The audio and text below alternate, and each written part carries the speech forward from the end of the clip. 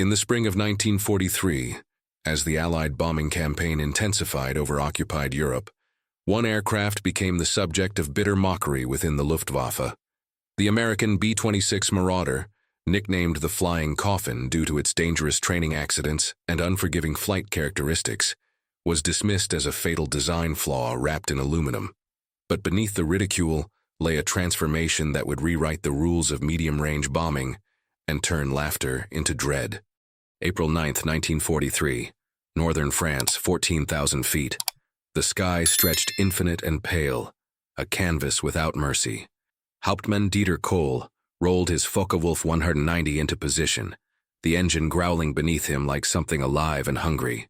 6 bomber silhouettes floated ahead, their shapes stubby and awkward against the horizon.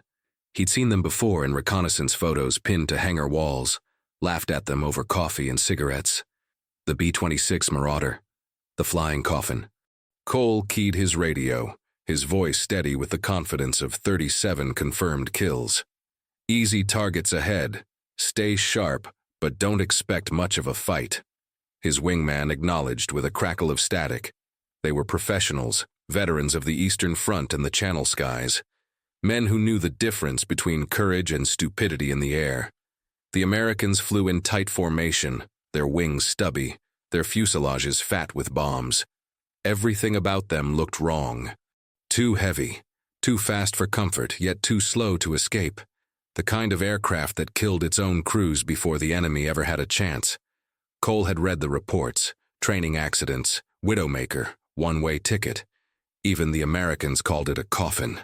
He smiled beneath his oxygen mask. The sun sat high and brutal at his back, turning his fighter into a shadow, a ghost. He pushed the throttle forward, feeling the familiar surge of speed, the way the world narrowed into crosshairs and instinct. This would be quick. 6 bombers, maybe 12 minutes of work. Then back to base, another mark on the fuselage, another story for the evening briefing. The distance closed, 2,000 meters, 1,500, 1,000. The bombers didn't break formation, they didn't scatter, they didn't dive, they flew straight, level, calm. Something tightened in Kohl's chest, a flicker of doubt he couldn't name. He glanced at his instruments, then back at the targets. Still no evasion, no panic. Just 6 stubby shapes, holding the line like they'd been welded together. He armed his cannons. His finger hovered over the trigger. 500 meters now. Close enough to see the rivets, the turrets, the American stars painted bold and defiant on their wings. And then the air exploded. Not around him, around his wingman. A flash of tracer fire, white-hot and precise, tore across the space where his squadron mate had been a heartbeat earlier. The FW-190's tail disintegrated in a spray of aluminum and flame. The fighter spun wildly, trailing smoke and fragments, tumbling toward the fields below like a broken toy. Kohl yanked the stick hard, his vision blurring under the G-force. The bombers hadn't moved, hadn't flinched, but their guns had spoken with a language he didn't recognize, synchronized, brutal, surgical. His radio exploded with voices, overlapping, frantic. "They're firing before we're in range. How are they hitting us? Break off, break off."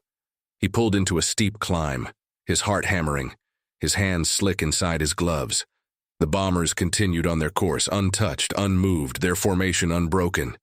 Like they'd done this 1,000 times, like they'd been waiting. The laughter from the hangar, from the briefings, from the photographs on the wall, echoed in his memory now as something grotesque, something childish. He leveled out at 18,000 feet, breathing hard, scanning the sky for his squadron. 3 fighters remained, 3 out of 6. The bombers were already shrinking into the distance, continuing their mission as if nothing had happened. Kohl's voice came through the radio, quieter now, stripped of certainty. "Return to base. All aircraft, return to base." As he turned his fighter west, the sun caught the silhouettes one last time. Stubby wings, heavy fuselage, the shape that shouldn't fly, shouldn't survive, shouldn't win. But it did. The Coffin had flown, and it had buried them instead. 18 months earlier, Baltimore, Maryland, November 1941. The Martin Aircraft Company's factory floor stretched like a cathedral of aluminum and ambition. Beneath fluorescent lights that never dimmed, The first B-26 Marauders took shape, their frames skeletal and strange. Engineers moved between blueprints and prototypes, their faces tight with concentration and something closer to worry. The design was radical, aggressive, some said suicidal. Chief Engineer Peyton Magruder stood before a scale model, his hands clasped behind his back. The wing loading was the highest of any aircraft in production. The landing speed would exceed 120 miles per hour. The stall characteristics were, in the careful language of test reports, unforgiving. "She'll be fast," Magruder said to a visiting Army Air Forces colonel. "Faster than anything the Germans have in medium range. But she won't forgive mistakes." The colonel studied the stubby wings, the thick fuselage, the aggressive angles. "Will our boys be able to fly her?" Magruder didn't answer immediately. He'd seen the calculations. Knew what the numbers demanded. The ones who learn, yes, the ones who don't. He left the sentence unfinished. By the time America entered the war, 52 B-26s had been delivered. 15 had crashed during training.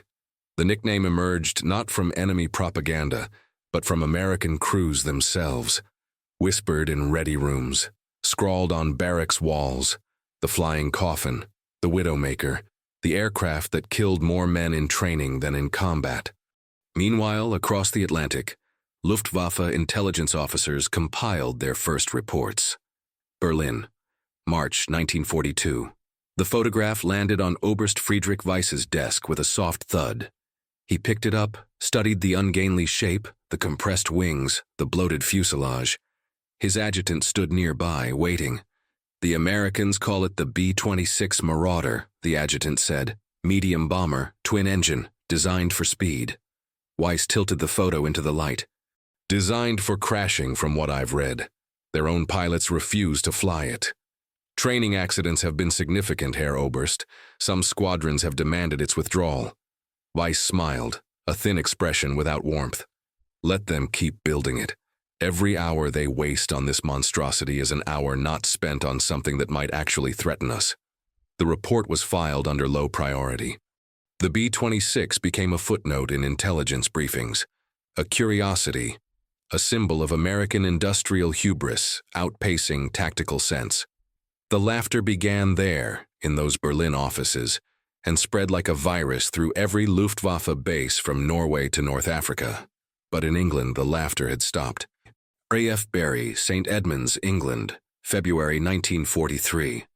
Lieutenant Colonel James Maitland watched his crews walk toward their aircraft, their faces set with the particular tension of men who'd learned to respect their machine. The 322nd Bombardment Group had arrived 3 months earlier with their B-26, and the learning curve had been written in blood and wreckage. 8 aircraft lost in training, 12 men dead before they ever saw combat. The British pilots who shared the airfield kept their distance, their expressions mixing pity with professional disdain. The RAF had rejected the Marauder after initial testing. Too hot, too unforgiving, too American. But Maitland had seen something the others hadn't. The men who mastered the B-26 didn't just survive, they excelled. The aircraft demanded precision, constant speed, absolute focus. It punished hesitation and rewarded aggression. In the hands of a skilled crew, it became something else entirely, something dangerous. He'd watched his bombardier, a former crop duster from Kansas named Robert Hayes, put 6 practice bombs within a 15-foot circle from 12,000 feet. He'd seen his pilots hold formation through conditions that would have scattered a B-17 group. The Marauder didn't allow mistakes, but it also didn't allow fear. "Sir?" His operations officer approached, clipboard in hand. "Intelligence reports increased Luftwaffe activity over the channel. They're expecting us." "Let them expect," Maitland said quietly. "They're expecting the aircraft they've read about in reports. They're expecting the plane that crashes itself." "And what will they find instead, sir?" Maitland turned toward the flight line, where 12 B-26 sat gleaming in the weak English sun, their engines warming, their crews boarding. "They'll find out that the Coffin doesn't bury its own." The briefing that afternoon was simple: low-level attack on a German coastal installation. Fast in, fast out. Expect heavy flak. Expect fighters. In the intelligence section, a young analyst pinned a new photograph to the board. German FW-190s at a forward base, their pilots gathered near the operations building. Someone had scrawled a caption beneath the photo, translated from a captured document. Der fliegende Sarg kommt.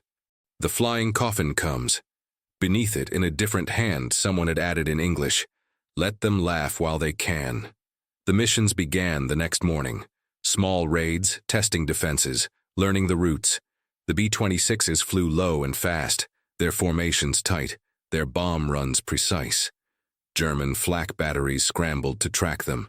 Fighter controllers struggled to position interceptors quickly enough. And slowly, quietly, the reports began to change. Target destroyed. All aircraft returned. Encountered 6 enemy fighters, 2 destroyed, no losses. Flak heavy but ineffective due to speed. The laughter in the Luftwaffe ready rooms grew quieter. Not silent yet, but thoughtful, uncertain. By April, the joke had developed cracks. April 17, 1943. Luftwaffe base Évreux, France, Hauptmann. Dieter Kohl sat in the debriefing room, the afternoon light cutting through cigarette smoke in pale geometry.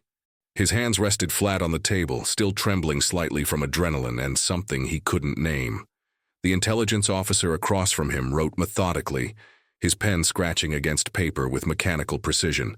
"Describe the engagement again, Hauptmann." Kohl's jaw tightened. The room felt smaller than it should, the walls pressing in with each breath. "We intercepted 6 B-26 at 14,000 feet. Standard approach from high sun position. My wingman moved to firing range first." He paused. The image burned behind his eyes. The flash of tracer fire. The tail section disintegrating.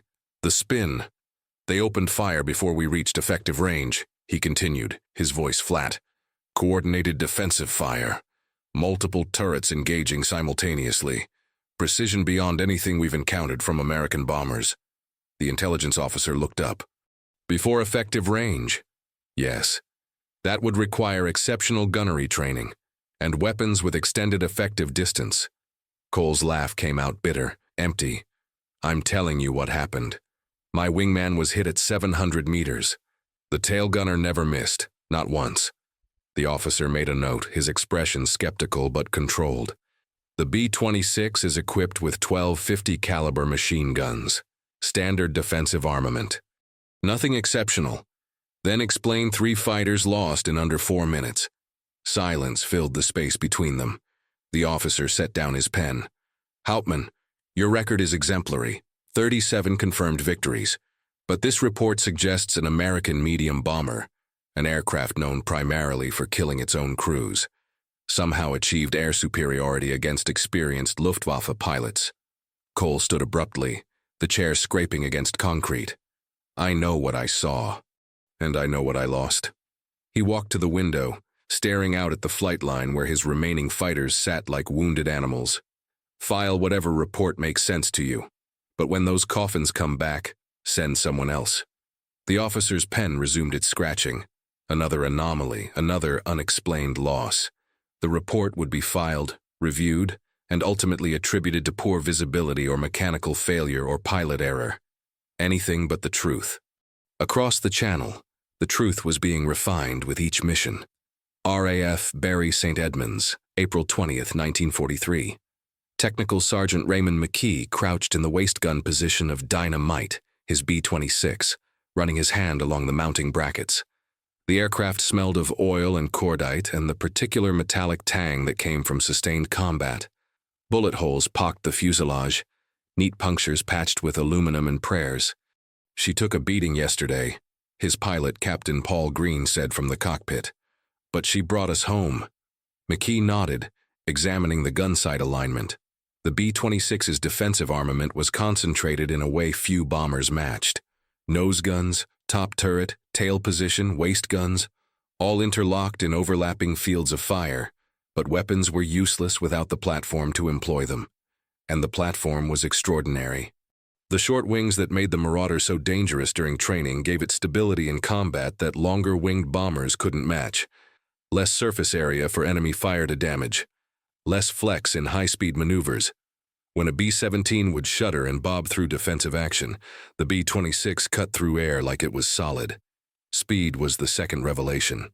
The twin Pratt & Whitney R2800 engines, each generating 2,000 horsepower, pushed the Marauder to speeds exceeding 280 miles per hour in level flight. German fighters had perhaps 30 seconds of firing opportunity before the bomber was gone, vanished into distance and cloud. "You know what the Krauts are calling us now?" McKee asked, climbing down from the gun position. Green shook his head. "Der schnelle Sarg, the fast Coffin." McKee grinned. "They still think it's funny. But they're adding an adjective. The missions multiplied. Rail yards in France, bridges in Belgium, coastal installations in Holland.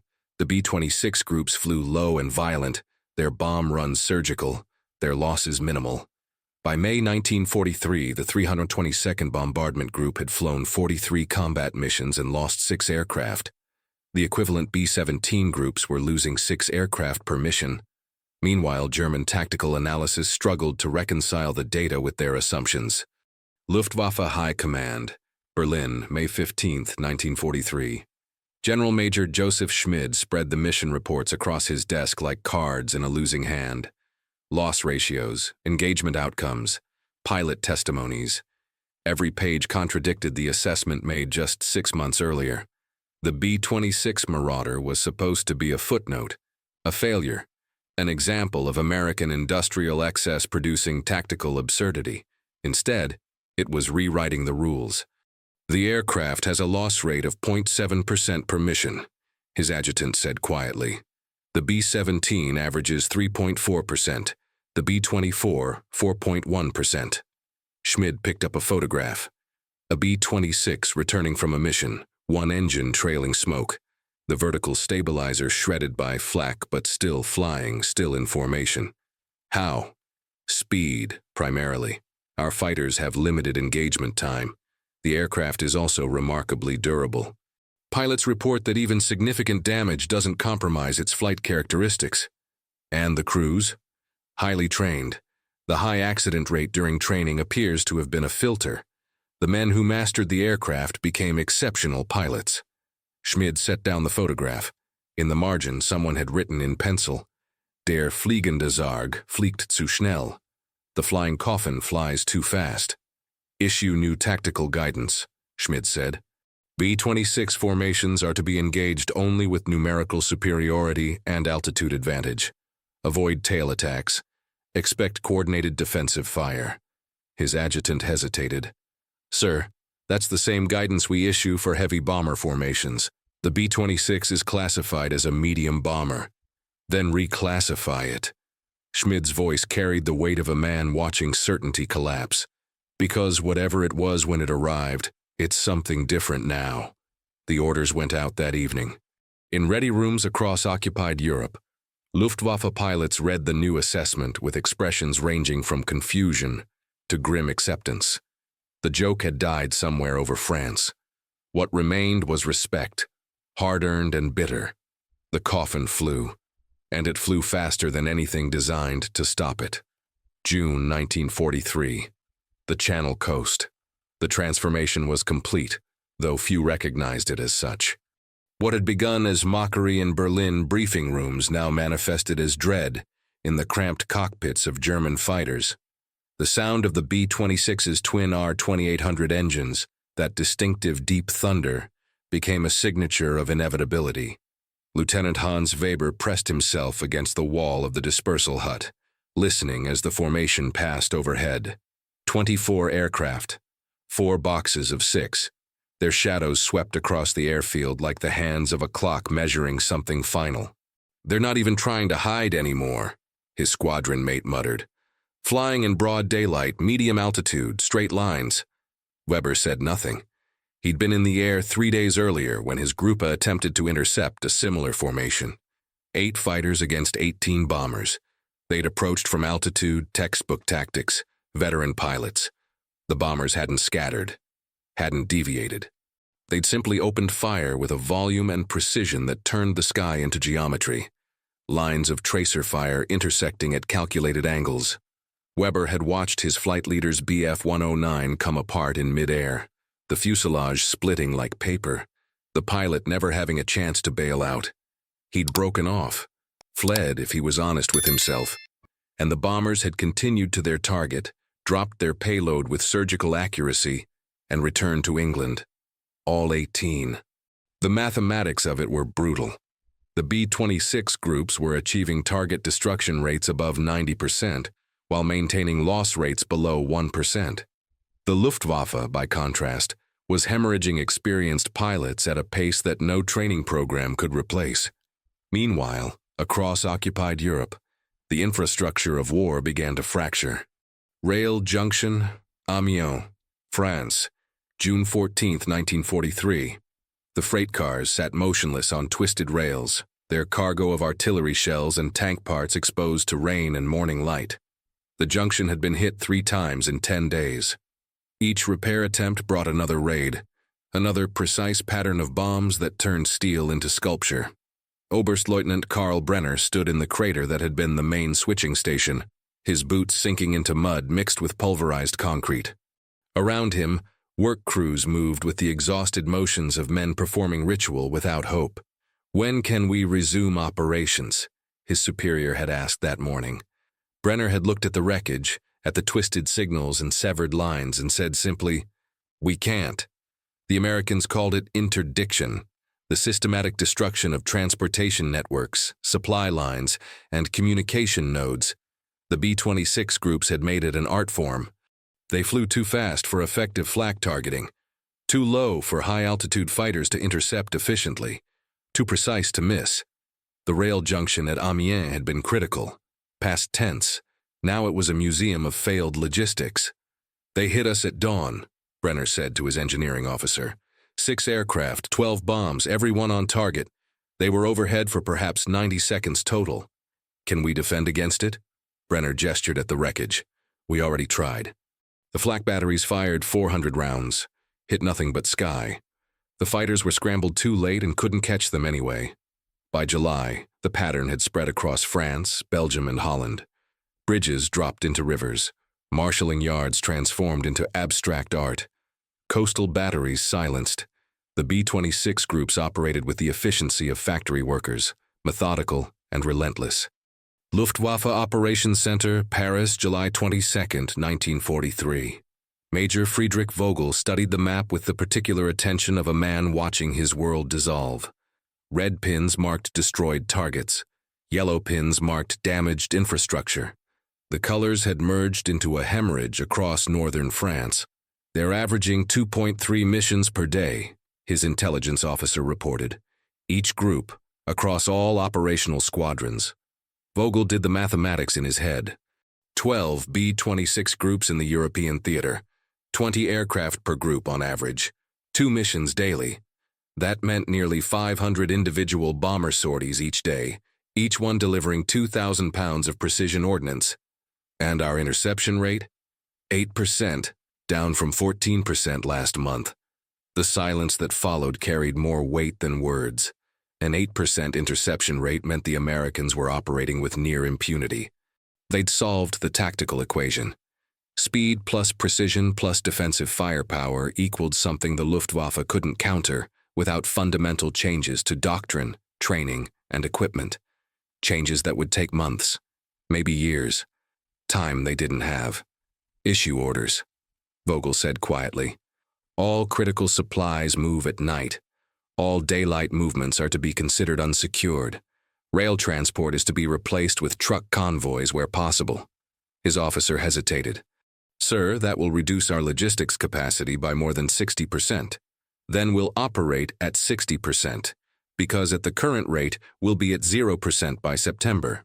Across the Atlantic, the reports arrived on desks in Washington with the measured tone of bureaucratic success. Target destruction rates, loss ratios, mission efficiency. The numbers told a story of vindication. The aircraft that Congress had nearly canceled in 1942 was now the most effective medium bomber in the European theater. The crews that had threatened to refuse it were now volunteers fighting for positions. The joke that had spread through Luftwaffe ready rooms had become a warning. Washington, D.C., War Department, August 1943. Colonel James Doolittle read the after-action reports with the careful attention of a man who understood what numbers meant in blood and aluminum. He'd flown B-26s himself during training, knew their reputation, respected their demands. Lowest loss rate of any bomber type in theater, his aide said. Highest target destruction percentage. Crew morale is exceptional. Doolittle nodded, signing the procurement authorization that would add another 6 groups to the European theater. What are the Germans calling it now? His aide consulted a translation from captured documents. Der Wrecker, the Avenger. Though some units still use the old term. Flying Coffin? Yes, sir. But the context has changed. One prisoner reported his commander saying, "The coffin belongs to whoever meets it." Doolittle set down his pen. In the photograph on his desk, a B-26 sat on an English runway, its crew standing beneath the wing, their faces young and hard and alive. Someone had painted a name on the nose, Baltimore Revenge. The aircraft that was supposed to kill its own crews was now killing the enemy with industrial efficiency. The design that engineers had called radical was now the standard by which medium bombers were measured. And somewhere over France, the sound of those twin engines continued to signal something the Germans had learned to fear. The coffin was flying, and it was no longer empty. September 1943, the arithmetic of war. Wars are not won by courage alone. They are won by mathematics, by the cold calculation of production rates and loss ratios, by the brutal arithmetic of who can sustain the bleeding longer. By autumn of 1943, the numbers surrounding the B-26 Marauder told a story that transcended individual heroism or tactical brilliance. They told the story of a weapons system that worked. The B-26 loss rate stabilized at 0.63% per mission. For every 1,000 sorties flown, 6 aircraft failed to return. The B-17 Flying Fortress, celebrated in newsreels and propaganda, lost 3.8 aircraft per 1,000 sorties. The B-24 Liberator lost 4.2. The difference seemed small, statistical, academic. It was anything but. Over the course of a year, a B-26 group could expect to lose 15 aircraft to all causes. A B-17 group would lose 90. The mathematics extended to crews, to training pipelines, to replacement aircraft, to the entire industrial and human infrastructure required to sustain combat operations. The flying coffin wasn't just surviving, it was efficient. But efficiency alone doesn't explain what happened in the skies over Europe. Numbers don't capture the psychological transformation that occurred in both American and German cockpits. The lesson of the B-26 was deeper than statistics, more profound than tactics. It was a lesson about assumptions. RAF Barry St. Edmunds, October 1943. Captain Paul Green stood before his crew in the briefing room, the morning light cutting through cigarette smoke in familiar patterns. On the wall behind him, a map of northern France bristled with target markers. His crew sat relaxed, confident, the particular ease of men who'd done difficult things and survived. "Target is a rail bridge at Rouen," Green said, tapping the map. "Medium altitude approach. Expect moderate flak, possible fighter interception." No one looked worried. 6 months earlier, the same briefing would have produced nervous jokes and forced optimism. Now it generated only professional attention. They'd flown this profile 47 times. They knew their aircraft, trusted it. Technical Sergeant Raymond McKee raised his hand.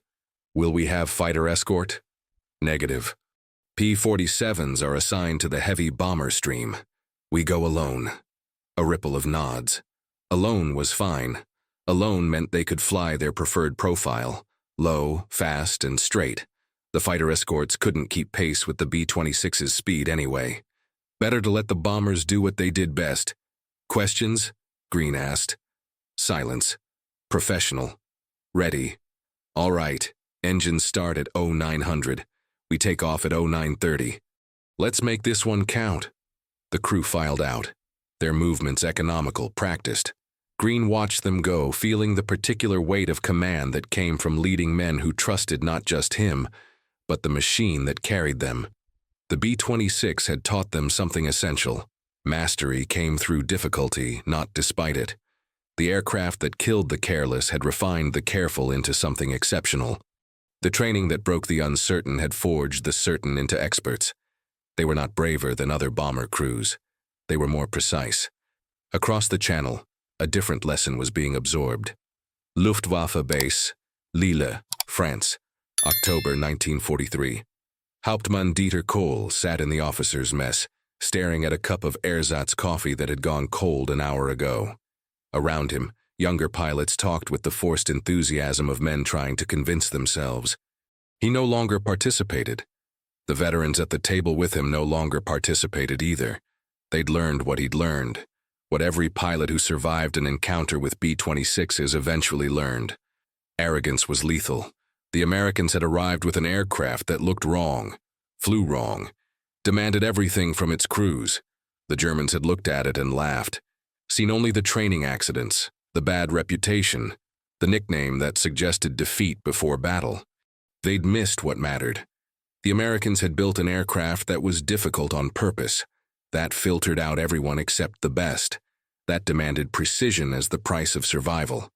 And in doing so, they'd created not just a weapon, but a standard. "Do you remember when we called them coffins?" a young Oberleutnant asked, sitting down with his own cup of bitter liquid. Kohl nodded slowly. "What do we call them now?" Kohl considered the question. Considered the missions he'd flown, the aircraft he'd lost, the friends who hadn't returned. "We call them, sir," he said quietly. "We call them, sir, and we get out of their way." The younger pilot laughed nervously, uncertain if Kohl was joking. Kohl wasn't joking. The B-26 had taught the Luftwaffe a lesson in humility. Every assumption they'd made about American aircraft had proven wrong. The bombers weren't poorly designed. They were designed for a different philosophy. The crews weren't poorly trained. They were trained to a higher standard. The tactics weren't crude. They were refined through blood and survival, and the Germans had mistaken unfamiliarity for incompetence.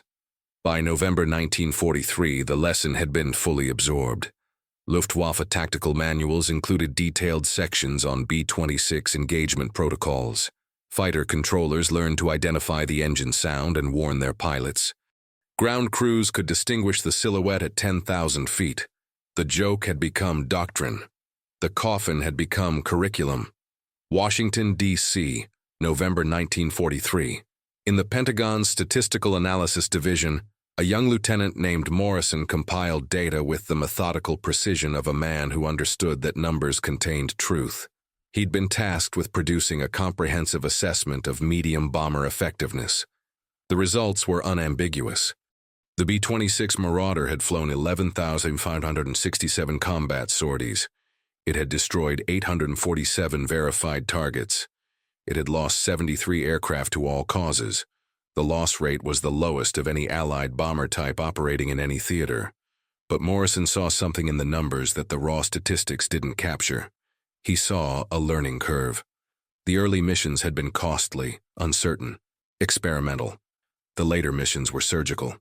The difference wasn't just training or experience. It was belief. The crews had stopped believing the aircraft would kill them and started believing it would save them. That psychological shift, invisible in the statistics, was the real story. Morrison typed his conclusion carefully. The B-26 Marauder's effectiveness is not primarily a function of its technical specifications, though these are superior. Rather, it is a function of the relationship between machine and crew. The aircraft demands perfection and rewards it. This creates a feedback loop of increasing capability. He paused, then added a final line. The enemy made the mistake of judging the weapon by its reputation rather than its results. They learned too late that reputation is a lagging indicator. The report circulated through channels, was read, noted, filed, but its conclusion had already been proven in the skies over Europe. They were defeated not by weapons, but by assumptions. Not by force, but by the belief that difficulty equaled failure. The Americans had embraced difficulty as refinement, had accepted casualties as tuition in a brutal school, and they had graduated with honors. The Coffin flew because it had to, and because it had to, it flew better than anything designed to be easy. May 8, 1945, victory in Europe. The war ended not with thunder, but with silence. Across Europe, the guns fell quiet. The engines cooled. The radios transmitted only static and relief. In England, on a dozen airfields that had once trembled with the sound of departing bombers, ground crews stood among aircraft that would never fly combat missions again. At RAF Bury St. Edmunds, Technical Sergeant Raymond McKee walked slowly around Dynamite, his hand trailing along the aluminum skin. The B-26 sat quiet in the morning sun, its propellers still, its guns empty. Patches covered the fuselage where flak and bullets had found their mark over 83 missions. 83 times it had carried them into fire. 83 times it had brought them home. "Hard to believe it's over," Captain Paul Green said, standing beside his bombardier near the nose. McKee nodded, unable to find words adequate to the moment. The aircraft that was supposed to kill them had become their guardian. The machine that demanded everything had given everything in return. On the nose, beneath the mission markers and kill tallies, someone had painted a new inscription in careful letters. They called us a coffin. We became a promise. The B-26 Marauder flew 129,143 combat missions in the European theater. It dropped 169,382 tons of bombs. It destroyed thousands of bridges, rail yards, airfields, and coastal installations. Its target destruction rate exceeded 92%, the highest of any Allied bomber type. It lost 911 aircraft to all causes, less than 1%. The Flying Coffin had become the most survivable bomber in the war. But statistics, even overwhelming ones, cannot capture what happened in those years, cannot measure the transformation from mockery to mastery, from arrogance to respect, from assumed failure to proven excellence. Berlin, ruins of Luftwaffe High Command, June 1945. Among the rubble and scattered papers, Allied intelligence officers sifted through the wreckage of German military planning. Captain Robert Hayes, the former B-26 bombardier from Kansas, now assigned to document analysis, found a folder marked Amerikanische Mittlere Bomber, Taktische Bewertung, American Medium Bombers, Tactical Assessment. He opened it carefully, studying the progression of reports from 1942 to 1945. The early documents dripped with contempt. Unsuitable for combat operations. High accident rate suggests fundamental design flaws. Minimal threat to prepared defenses. By 1943, the tone had changed. Requires revised intercept protocols. Exceptional accuracy and speed. Recommend altitude advantage for engagement. By 1944, the assessments read like epitaphs. Cannot be effectively intercepted without significant fighter superiority. Target destruction capability exceeds all projections. Defensive armament concentration makes standard attack profiles inadvisable. The final entry, dated March 1945, consisted of a single line. Der fliegende Sarg gehört uns. The flying coffin belongs to us. Hayes set down the folder, something cold settling in his chest. The Germans had realized, too late, that the joke had reversed. That the coffin was no longer American, that every pilot who encountered the B-26 and survived carried the knowledge that they'd been spared, not victorious. He walked out into the shattered streets of Berlin, where buildings stood like broken teeth against the sky. This destruction had been delivered by many hands, many weapons, many nations, but the B-26 had written its chapter with precision and relentlessness. The aircraft that shouldn't have worked had helped dismantle an empire. Martin Aircraft Factory, Baltimore, 1946. The production line stood silent. The machinery that had stamped out B-26s now idle. Peyton Magruder, the chief engineer who'd watched the first prototype take shape, walked the empty floor with the particular melancholy of a creator saying goodbye. 5,157 B-26 Marauders had been built in this facility and its sister plants. Each one a gamble, each one a demand for excellence, each one proof that difficulty and quality could coexist. On his desk in the closed engineering office, Magruder kept a letter from a pilot named Green. It had arrived 3 weeks earlier, forwarded through military channels. "You built us an aircraft that demanded everything," Green had written. "We hated it at first, feared it. called it names that implied death and failure. But it taught us something essential, that the easy path leads nowhere worth going. The B-26 made us better pilots, better crews, better men. It refused to forgive our mistakes, so we stopped making them. Thank you for building something that believed we could be excellent. Magruder folded the letter carefully, placing it back in his desk drawer. The B-26 would fade from headlines, replaced by jets and rockets and the next generation of warfare. But its lesson would persist. Excellence cannot be comfortable. Mastery cannot be easy. The weapons that save lives are often the ones that demand the most from those who wield them. Hauptmann Dieter Kohl, British POW camp, August 1945. In the evening light, Kohl sat on a wooden bench, watching other prisoners mill about the compound. The war had taken everything from him except memory, and the particular weight of lessons learned too late. A British intelligence officer had interviewed him 3 days earlier, asking about Luftwaffe tactics and assessments. The conversation had eventually turned to the B-26. "When did you realize?" the officer had asked. Kohl had thought about it, remembering that April day in 1943 when his wingman's aircraft had disintegrated. "The moment I saw them hold formation while firing. That kind of discipline, that kind of coordination, it doesn't come from fear. It comes from confidence, earned confidence." "What would you have done differently?" "Everything," Kohl had said quietly. "We would have taken them seriously from the beginning, studied them instead of mocking them, adapted instead of assuming. But by the time we understood what we were facing, it was too late." Now, sitting in the fading light, he thought about all the pilots who'd laughed at the flying coffin. How many of them had died still believing the joke? How many had learned the truth in their final seconds? The coffin had flown, and it had carried not American bodies but American victory. The irony was almost poetic. The final truth history remembers the B-17 flying fortress for its symbolism, its bombing raids over Germany, its prominent place in the narrative of American air power. History remembers the B-24 Liberator for its numbers, its production totals, its global reach. But history should remember the B-26 Marauder for what it taught.